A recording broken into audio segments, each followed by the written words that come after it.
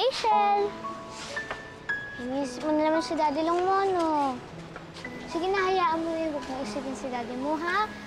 Ang isipin mo na lang, nag-vacation ng Daddy mo. Tapos, pag uwi niya, bibigyan ka na ng hug, tsaka mga gift, di ba?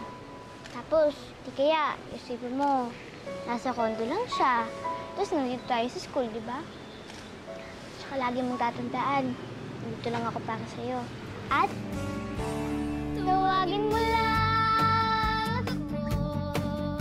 And I'll be there for you. Tayong nang maglaro and play a game for two.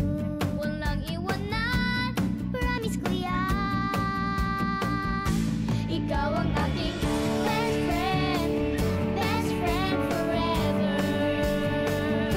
Ako ay laging happy when we're together. Best friend forever. Best friend forever. Ako ay laging happy when we're together. Best friend forever and ever. At kahit anong mangyari, tayong magkakampi. Together forever, one big happy family. Ikaw ang aking best friend forever. Ang wish ko sana lagi tayong together. Best friend forever.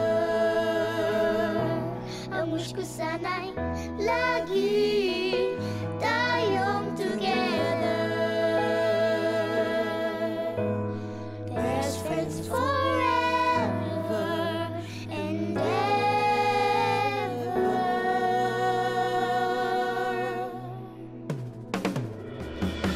Best friends forever. Ako ay laging happy when we're together. Best friends forever and ever. Best friends forever.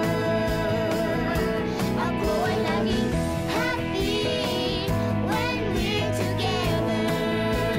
Best friends forever and ever. Thank you, BFF.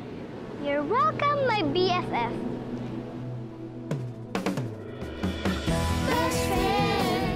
Best friends forever.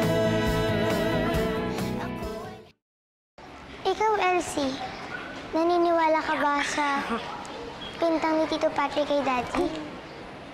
Siyempre hindi, no? Puntahan ko kaya si Tito Patrick. Tapos sabihin ko sa kanya na hindi magagawa sa kanya ni Daddy yun. Naku, wag na. Hindi naman maniniwala sa yun eh. Dapat bantayan na lang natin si Daddy Christian mo. Kasi baka mamaya magbintang niya si Tito Patrick mo. Tapos, hulihin siya ng pulis. Hindi nila pwedeng hulihin si Daddy. Wala siyang kasalanan. Elsie, pwede mo bang puntahan ulit si Daddy? Pwede mo ba siyang bantayan? Sige. Salamat, ha? Sige na. Bye-bye. Bye-bye! Ingat ka!